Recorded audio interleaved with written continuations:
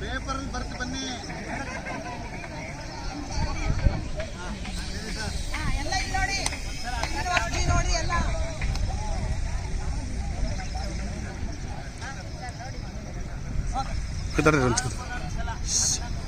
ಎಲ್ಲ ಇಲ್ಲಿ ನೋಡಿ ಫೋಟೋಗ್ರಾಫ್ ಮಾಡಿ ಅದು ಬರ್ದು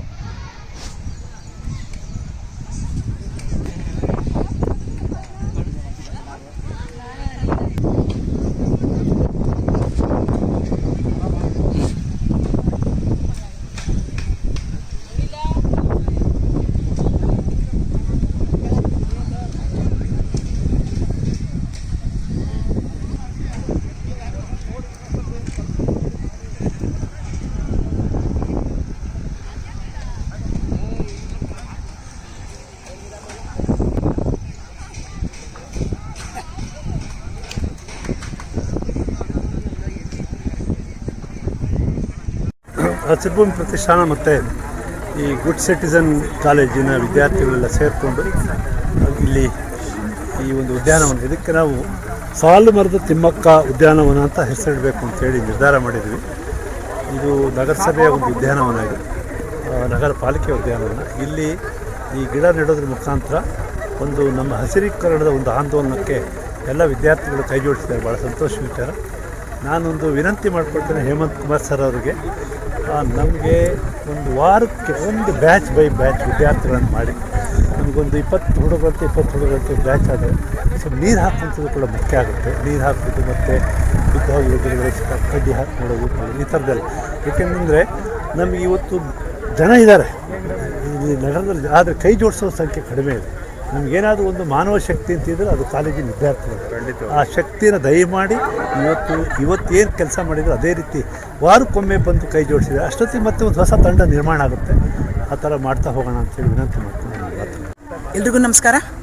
ಇವತ್ತು KHB ಬಡಾವಣೆಯ ಪಾರ್ಕಿನಲ್ಲಿ ಒಂದು ಪಾರ್ಕಲ್ಲಿ ಹಸಿರುಭೂಮಿ ಪ್ರತಿಷ್ಠಾನ ಮತ್ತು ಗುಡ್ ಸಿಟಿಸನ್ ಕಾಲೇಜಿನ 200 ಮಕ್ಕಳು, ಅವರ ಪ್ರಾಂಶುಪಾಲರು ಮತ್ತು ಇಲ್ಲಿ ಸ್ಥಳೀಯ ನಾಗರಿಕರೆಲ್ಲ ಸೇರಿಕೊಂಡು ವಿಶ್ವ ಪರಿಸರ ದಿನಾಚರಣೆಯನ್ನು ನಾವು ಅರ್ಥಪೂರ್ಣವಾಗಿ ವಿವಿಧ ಬಗೆಯ ಹಣ್ಣಿನ ಬೇವು, ಹೊಂಗೆ, ಹಲಸು ಈ ಥರದ ಗಿಡಗಳನ್ನು ನೆಟ್ಟು ನಾವು ಅರ್ಥಪೂರ್ಣವಾಗಿ ನಾವು ಆಚರಿಸ್ತಾ ಇದ್ದೇವೆ. ಇದಕ್ಕೆ ನಮ್ಮ ಹಾಸನದ ಮಹಾನಗರ ಪಾಲಿಕೆ ಕೂಡ ನೀರು ಟ್ಯಾಂಕರನ್ನು ಕಳಿಸ್ಬಿಟ್ಟು ನಮ್ಮೊಂದಿಗೆ ಕೈ ಜೋಡಿಸಿದೆ. ನಮ್ಮೆಲ್ಲರಿಗೂ ಗೊತ್ತು, ಜಾಗತಿಕ ತಾಪಮಾನದ ಪರಿಣಾಮ ಏನೇನು ನಾವು ಪರಿಸರದ ಸಂಕಷ್ಟಗಳನ್ನು ಅನುಭವಿಸ್ತಾ ಇದ್ದೀವಿ ಅಂತಂದೇಳಿ, ಆ ನಿಟ್ಟಿನಲ್ಲಿ ನಾವು ಪ್ರತಿಯೊಬ್ಬ ನಾಗರಿಕರ ಕರ್ತವ್ಯ ಏನಪ್ಪ ಅಂತಂದು ಹೇಳಿದ್ರೆ, ನಮ್ಮ ಮುಂದೆ ಇರ್ತಕ್ಕಂಥದ್ದು ಒಂದೇ ಪರಿಹಾರ, ನಾವು ಗಿಡವನ್ನು ನೆಟ್ಟು ಪೋಷಣೆ ಮಾಡಬೇಕು. ಬರೀ ನೆಟ್ಟು ಬಿಟ್ಟು ನಾವು ಪರಿಸರ ದಿನಾಚರಣೆ ಅಂತಂದೇಳಿ ಹೋಗ್ತಕ್ಕಂಥದ್ದಲ್ಲ. ನೆಟ್ಟು ಬಿಟ್ಟು ಕೊನೆ ಪಕ್ಷ 2 ಬೇಸಿಗೆ ಆದರೂ ನಾವು ಅದನ್ನು ಕಾಪಾಡಿದ್ರೆ ಅದು ಸಮುದಾಯಕ್ಕೆ ಅದು ಸೇರಿಕೊಳ್ಳುತ್ತೆ. ನಮಗೆ ತಾಪಮಾನ ತಗ್ಗಿಸಲಿಕ್ಕೆ ನಮ್ಮ ಕಾಂಟ್ರಿಬ್ಯೂಷನ್ ಅಂತ ಹೇಳ್ಬೋದು. ಆ ನಿಟ್ಟಿನಲ್ಲಿ ಇವತ್ತು ನಾನು ಹಸಿರುಭೂಮಿ ಪ್ರತಿಷ್ಠಾನದ ಕಾರ್ಯದರ್ಶಿಯಾಗಿ ಹೇಳ್ತಾ ಇದ್ದೀನಿ. ಎಲ್ಲ ಹಾಸನದ ನಾಗರಿಕರಲ್ಲಿ ನಾನು ಮನವಿ ಮಾಡ್ಕೊಳ್ತೇನೆ, ನಾವು ಒಬ್ಬ ಇಂಡಿವಿಜುವಲ್ಲು ಕೊನೆ ಪಕ್ಷ ಈ ಮಳೆಗಾಲಕ್ಕೆ ಒಂದೊಂದು ಗಿಡವನ್ನು ನೆಟ್ಟು ಕಾಪಾಡಿದ್ರೆ ನಾವು ಪರಿಸರಕ್ಕೆ ನಾವು ಕೊಡ್ತಕ್ಕಂಥ ಕೊಡುಗೆ ಆಗುತ್ತೆ. ಜಾಗತಿಕ ತಾಪಮಾನಕ್ಕೆ ಇದು ಕಾಣಿಕೆಯನ್ನು ಸಲ್ಲಿಸಿದಂಗೆ ಆಗುತ್ತೆ. ಇವತ್ತಿನ ನಮ್ಮ ಈ ಒಂದು ಪರಿಸರ ದಿನಾಚರಣೆಯ ಕಾರ್ಯಕ್ರಮಕ್ಕೆ SP ಮೇಡಮ್ ಅವರು ಬರ್ತೀವಿ ಅಂತ ನಿನ್ನೆ ಒಪ್ಕೊಂಡಿದ್ರು. ಅವರಿಗೆ ಸಡನ್ ಆಗಿ CM ಅವರು ರಿವ್ಯೂ ಮೀಟಿಂಗ್ ಕರೆದಿರೋದ್ರಿಂದ ಅವ್ರು ಬಂದಿಲ್ಲ. ಮುಂದಿನ ದಿನಗಳಲ್ಲಿ ಅವ್ರು ಬರ್ತಾರೆ. ನಮ್ಮ ಅರಣ್ಯ ಇಲಾಖೆಯವರು ಕೂಡ ನಮ್ಮೊಂದಿಗೆ ಕೈ ಜೋಡಿಸಿದ್ದಾರೆ. ಹಸಿರುಭೂಮಿ ಪ್ರತಿಷ್ಠಾನ, ಗುಡ್ ಸಿಟಿಸನ್ ಕಾಲೇಜು ಇವತ್ತು ಈ ಪಾರ್ಕಲ್ಲಿ ಒಂದು 200 ಗಿಡಗಳನ್ನು ನೆಟ್ಟುಬಿಟ್ಟು ನಾವು ಅರ್ಥಪೂರ್ಣವಾಗಿ ಪರಿಸರ ದಿನಾಚರಣೆ ನಾವು ಆಚರಣೆ ಮಾಡ್ತಾ ಇದ್ದೇವೆ. ನಮ್ಮ ಪ್ರತಿಷ್ಠಾನದ ಎಲ್ಲ ಪದಾಧಿಕಾರಿಗಳು, ಗುಡ್ ಸಿಟಿಸನ್ ಕಾಲೇಜಿನ ಮುಖ್ಯಸ್ಥರಾದಂಥ ಡಾಕ್ಟರ್ ಹೇಮಂತ್ ಅವರು ಮತ್ತು ಅವರ ಸಿಬ್ಬಂದಿ ವರ್ಗ, ನಾವೆಲ್ಲರೂ ಈ ಒಂದು ಪರಿಸರ ದಿನಾಚರಣೆಯಲ್ಲಿ ನಾವು ಕೈ ಜೋಡಿಸ್ತಾ ಇದ್ದೇವೆ. ಎಲ್ಲರಿಗೂ ನಮಸ್ಕಾರ. ಇವತ್ತು ಏನು ಒಂದು ಪರಿಸರ ದಿನಾಚರಣೆನ ಒಂದು ಅರ್ಥಗರ್ಭಿತವಾಗಿ ಆಚರಣೆ ಮಾಡ್ತಾ ಇದ್ವಿ. ಯಾಕೆಂದರೆ ನಮ್ಮ ಕಾಲೇಜಿನ ಗುಡ್ ಸಿಟಿಸನ್ ಕಾಲೇಜಿನ ವಿದ್ಯಾರ್ಥಿಗಳು ತುಂಬ ಆಸಕ್ತರಿಂದ ಅವ್ರ ಮನಸ್ಸಲ್ಲಿ ಬಂದಿದೆ, ಒಂದು ಪರಿಸರದಲ್ಲಿ ಒಂದು ಗಿಡ ನೆಟ್ಟರೆ ಅದರದ್ದು ಎಷ್ಟು ಪ್ರಯೋಜನ ಇದೆ ಅಂತ ಇವತ್ತು ನಮ್ಮ ಹಸಿರು ಭೂಮಿ ಪ್ರತಿಷ್ಠಾನದವರು ಮನವರಿಕೆ ಮಾಡಿಕೊಟ್ಟಿದ್ದಾರೆ.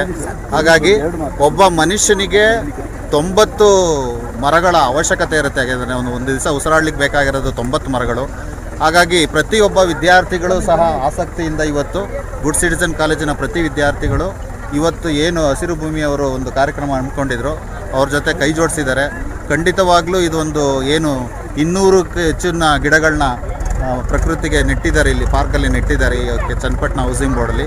ಖಂಡಿತವಾಗ್ಲೂ ಇಲ್ಲಿ ಸಾರ್ವಜನಿಕರಿಗೆ ಒಳ್ಳೆಯದಾಗುತ್ತೆ, ಒಳ್ಳೆ ಆಕ್ಸಿಜನ್ ಸಿಗುತ್ತೆ ಅಂತ ಹೇಳ್ತೀನಿ. ಯಾಕೆಂದರೆ ಪ್ರತಿದಿನ ಬೆಳಗ್ಗೆ ನಾನು ಇಲ್ಲಿ ನೋಡ್ತಾ ಇದ್ದೀನಿ ಎಷ್ಟು ಜನ ಸಾರ್ವಜನಿಕರು ಇಲ್ಲಿ ವಾಕ್ ಮಾಡ್ತಾರೆ, ಅವ್ರಿಗೆ ಎಷ್ಟು ಆಕ್ಸಿಜನ್ ಅವಶ್ಯಕತೆ ಇರುತ್ತೆ.